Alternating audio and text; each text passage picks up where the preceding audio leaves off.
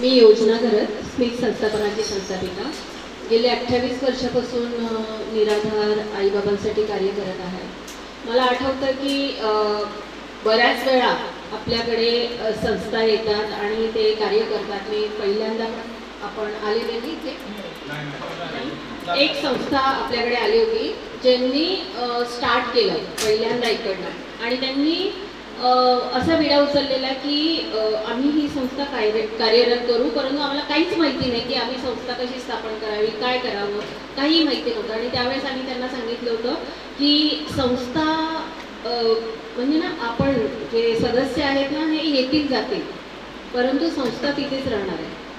तर ह्या संस्थेचे जे उद्देश आहेत ते टिकले पाहिजे आणि ते पिढ्यानपिढ्या येणाऱ्या पिढींना आपण ते हस्तांतरित करायला हवं. हा विषय त्यांच्या, कारण की आज तुम्ही तो विषय घेऊन ही संस्था स्थापन केली की तुमची एक इच्छा असेल की आपण समाजासाठी हे करूया, आपण समाजासाठी त्या गोष्टी करायला हव्यात, किंवा आपण असे काही ना काही तुमचे एम असतील, गोल असतील आणि ते तुम्ही करण्यासाठी जेव्हा एखादी व्यक्ती, कारण की आपण सामाजिक कार्य करतो, एखाद्याची मत त्याच्याशी सहमत असेलच असं नाही, बरेचसे संकट येतील संस्था पुढे नेताना, पुढे ह्या गोष्टी, कारण की ही संस्था मी स्थापन केली ना, बरेच लोक जवळचे लोक सोडून गेले. बरेच लोक असे आहेत की त्यांना विचारच पटले नाही माझे, त्यांनी मूर्खात काढलं मला की काय करतेस तू, तुला कळतंय का, तू काय करतेस, तू आहेस कुठे आणि काय करतेस, म्हणून सोडून गेले. काहींनी मूर्खात काढलं, काहींनी विरोध केला, काहींनी साथ सोडून गेले. परंतु माझा उद्देश होता की निराधार आईबाबांसाठी आपल्याला कार्य करायचं आहे. काय करायचं आहे, कसं करायचं मलाही माहिती नव्हतं. आणि मग ते करत करत करत आज 28 वर्ष झाले. आज मागे वळून बघताना असं वाटतं की अरे बापरे, एवढं मोठं कार्य झालं. कारण की 15,000 आईबाबांना दत्तक घेणं, 5,000 मुलांना दत्तक घेणं, 4,000 अंत्यविधी करणं सोपं नव्हतं माझ्यासाठी. खूप त्रास झाला, खूप त्रास झाला.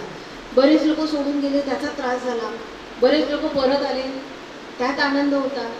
परंतु माझा उद्देश मात्र नेहमी तोच राहिला की आपल्याला निराधार लोकांसाठी कार्य करायचं आहे. मग त्यात मी वाढ करत गेले. कोणी अपंग जमा झाले माझ्याकडे, कोणी सायकोलॉजिकल पेशंट्स आले माझ्याकडे, कोणी फॅमिली प्रॉब्लेम्समधून आले आणि बरेचसे असे लोक आले की ज्यांना खरोखर मदत हवी होती, नवीन अशा संस्था स्थापन करायच्या होत्या. तेव्हा असं वाटलं अरे आपण खूप पुढे आलो.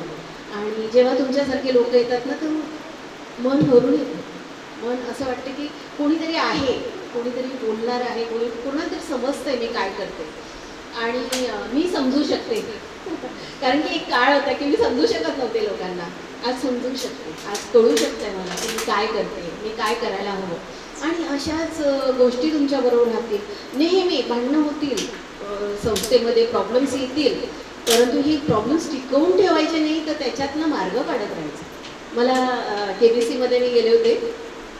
अमितजींनी मला विचारलं कि 28 साल में एक बार भी ऐसा मन नहीं किया वापस जाने का, बैकआउट करने का मन नहीं हुआ.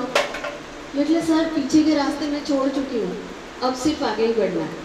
अब चाहे जो हो जाए आगे ही बढ़ना है, रास्ता निकालना और आगे जाना. वो बोले ऐसे ही डटे रहना. हम बहुत प्राउड फील करते हैं जब कोई लेडी ऐसा काम करते हैं. एवढा मोठा माणूस, विचार करा. मला स्वप्नात कधी असं वाटलं नव्हतं की मी अमितजींना भेटेल, श्रेयाला भेटेल, सोनूजींना भेटेल. परंतु आज आईबाबांच्या सेवेमुळे मला तिथपर्यंत जाण्याची संधी लाभली. हे सगळं काही त्यांनी ठेवलेल्या विश्वासावरमुळेच. Feeling so bless. मला असं वाटतं की तुम्ही सर्वांनी मला मोठा आधार दिला. मानसिक आधार असतो तो खूप वेगळा असतो, कारण की तोडून तर सगळेच जातात, पण तुमच्यासारख्या लोकांकडनं जेव्हा सन्मान मिळतो खूप प्राऊड फील होतं आणि ब्लेसिंग्स निघतात की तुमची संस्थाही जेव्हा 50 वर्ष पूर्ण होईल ना तेव्हाही मी असेल.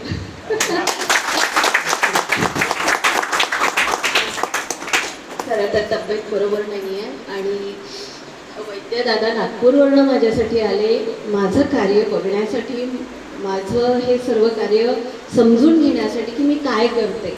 सकाळी त्यांनी मला फेसबुकवरनं बघितलं आणि नंबर शोधला माझा आणि ते सगळं काम सोडून नागपूरवरनं ते इथे माझ्यासाठी आले भेटायला. तर मी म्हटलं की तुम्ही आता आईबाबांना भेटा आणि मग मी त्यांना आपल्या कार्यासंदर्भात सगळी माहिती देते.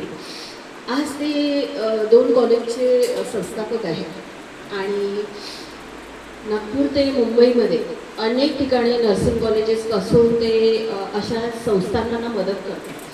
त्यांना फंडिंग कुठून आणून द्यायचं, त्यांच्या बांधकामाची काही प्रॉब्लेम्स असतील, छोटे मोठे प्रॉब्लेम्स ते समजून घेण्यासाठी माझ्याकडे आहे. असं माझ्याकडे आजपर्यंत कोणी आलं नव्हतं, म्हणून मी आज त्यांना सर्वात जास्त वेळ दिला. आणि तुम्ही आल्यामुळे ना मला असं कुठेतरी असं शांत वाटलं की ओके, कोणीतरी आईबाबांना भेटायला आलं, छान वाटलं आणि मी स्वतः रिलॅक्स झालं. तर असंच मध्ये मध्ये येत राहा, आईबाबांना भेटत जा आणि गॉड ब्लेस यू. जसे हे वर्ष तुमचे जात आहेत ना, एनी प्रॉब्लेम काही येऊ द्या, एनी टाईम तुम्ही मला येऊन भेटा. आपण खूप याच्यामध्ये बदल घडवूया आणि सगळ्या थँक्स अ लॉट दादा, तुमच्यामुळे मला संधी मिळते आणि आपण सगळे एकत्र येतो. त्यांचं माध्यम म्हणून दादा आहे खरं आहे. So feeling so blessed. असेच येत राहा.